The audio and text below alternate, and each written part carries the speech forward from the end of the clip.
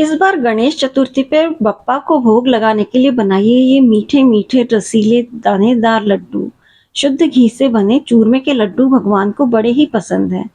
तो इस बार ज़रूर से ये रेसिपी बनाइए। परफेक्ट मेजरमेंट के साथ मैं आपको ये रेसिपी बता रही हूँ और बहुत ही अच्छी रेसिपी है। ऐसी रेसिपी आपने यूट्यूब पे कम ही देखी होगी जिस तरह से हम इसे बनाएंगे।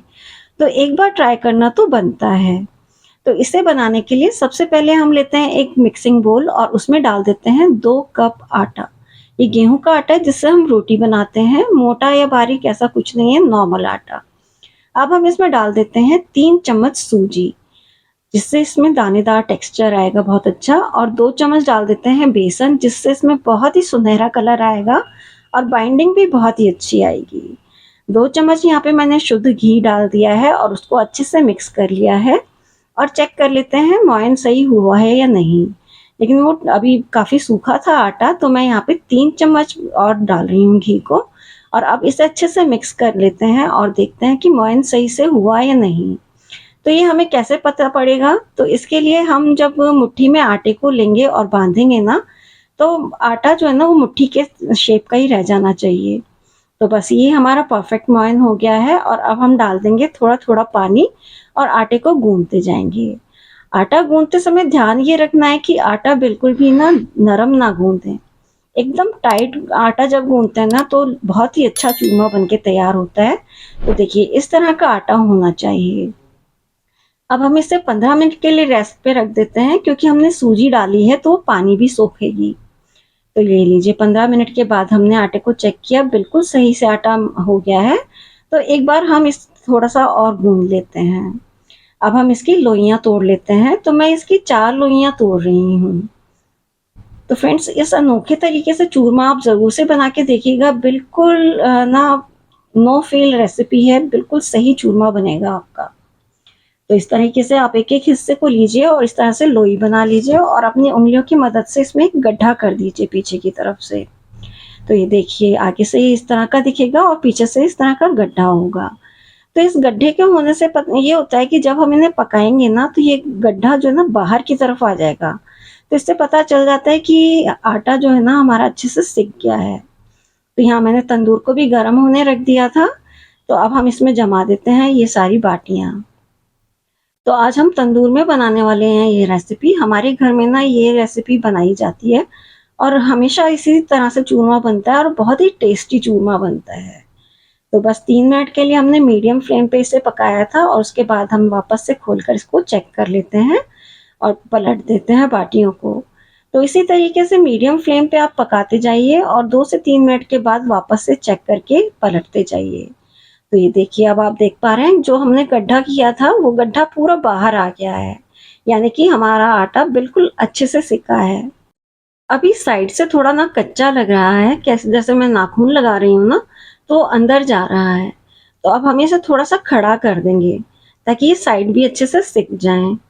तो बस इस तरीके से आप सारी बाटियों को खड़ा कर लीजिए और 2 मिनट के लिए और पका लीजिए। तो इतनी देर में ही ये सारी चीज़ें सिक जाएंगी। जब तक हमारी बाटी तैयार हो रही है तब तक हम कुछ तैयारी कर लेते हैं ड्राई फ्रूट्स की। तो यहाँ पे मैंने 5 काजू, 5 बादाम और थोड़े से पिस्ता लिए हैं। तो आप अपनी मर्जी का कोई भी ड्राई फ्रूट डाल सकते हैं। आज मैं एक कट कर रही हूँ इस ड्राई फ्रूट कटर में। ये बहुत ही अच्छा है, मुझे तो बहुत ही पसंद आया था। तो इसमें बहुत ही अच्छा और इवन तरीके से कट होता है ड्राई फ्रूट, बहुत ही पसंद आया मुझे। इसमें से जो फ्लेक्स निकलते हैं ना वो आप किसी भी चीज़ पे डेकोरेट करोगे तो बहुत ही अच्छा लगता है।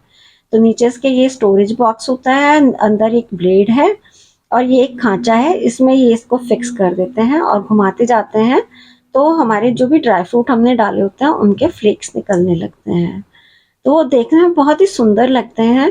तो मुझे ये प्रोडक्ट बहुत ही अच्छा लगा, लेकिन ये कोई प्रमोशन नहीं है, ये मैं करती हूँ इसलिए मैं आपको बता रही हूँ। तो देखिए सारे ड्राई फ्रूट, सारे बादाम हमारे कट गए हैं और ये देखिए कितने सुंदर निकल के आए हैं। तो अब हम इसे निकाल देते हैं एक थाली में और इसी तरीके से हम काजू को भी कट कर लेते हैं। काजू भी हमारे बहुत अच्छे से बारीक हो गए हैं, उनको भी निकाल लेते हैं। और अब हमने ऐसे ही पिस्ता को भी कट कर लिया है। तो ये हमारे ड्राई फ्रूट तैयार हो गए हैं और 2 ले लेते हैं हम इलायची। इलायची को भी हम डाल देंगे, बड़ा अच्छा फ्लेवर आता है चूरमे में इसका। और इधर हमारी बाटी भी सिक गई है और देखिए इसमें क्रैक भी आ गया है, यानी कि हमारी बाटी बहुत ही अच्छे से सिक गई है। तो अब हम इन्हें निकाल लेते हैं बाहर। गोल्डन कलर भी आ गया है बाहर से। तो इस टाइम ये बहुत ज़्यादा गर्म है तो हाथ से ना तोड़ें। आप कोई पत्थर ले लीजिए या फिर आपके पास खलबत्ते का हो मूसल, वो ले लीजिए और उसकी सहायता से आप इस तरह से तोड़ दीजिए। तो आप देखिए अंदर से कितनी सुनहरी कलर का आटा हमारा सिका है, परफेक्ट सिक गया है। तो अब ये हमारा ठंडा हो रहा है तब तक हम ले लेते हैं तो एक पैन में थोड़ा सा घी और उसमें डाल देते हैं बादाम वाले फ्लेक्स। क्योंकि अभी क्या थोड़ी सी नमी वाला मौसम है तो चीज़ें जो है ना थोड़ी सी नमी सोख गई हैं और जब हम लड्डू को खाएं तो उसमें थोड़ा सा कुरकुरा टेस्ट आना चाहिए नट्स का। तो फ्लेवर भी बहुत एनहेंस हो जाता है और कुरकुरापन भी आ जाता है, इसलिए आप थोड़ा सा इसको सेक लीजिए। बहुत ज़्यादा नहीं सेकना है, बस 1 से 2 मिनट के लिए सेक हमारे लीजिए, इधर कच्चापन दूर हो जाए सिक गए और हैं, भीनी-भीनी सी मेवे खुशबू आ जाए। और इधर हमने मिक्सी में डाल दिया है ये टूटी हुई बाटियाँ जो थोड़ी ठंडी हो गई हैं और इलायची भी मैंने इसी के साथ डाल दी है और इसे हम पीस लेते हैं। तो बहुत ज़्यादा बारीक नहीं पीसना है, ऐसा दरदरा सा रखना है।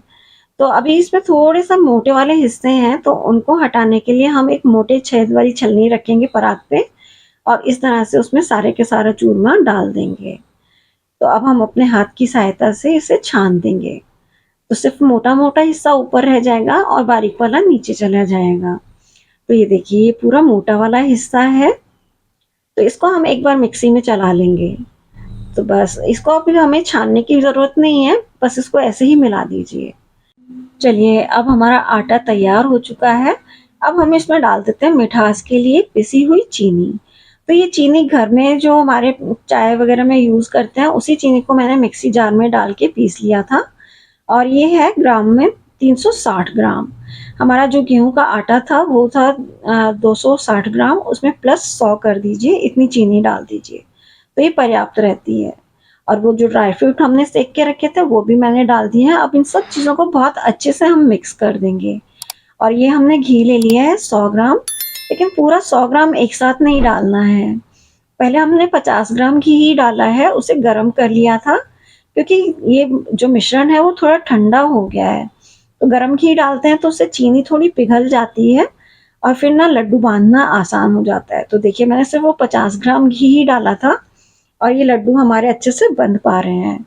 तो आप इस गणेश चतुर्थी पे आप ये लड्डू ज़रूर से बनाइएगा और बनाते हैं तो कमेंट बॉक्स में मुझे लिख के ज़रूर बताइएगा कि आपके लड्डू कैसे बने और आपको ये रेसिपी कैसी लगी है। अगर पसंद आई हो तो वीडियो को लाइक और शेयर कीजिएगा, चैनल को सब्सक्राइब कीजिएगा।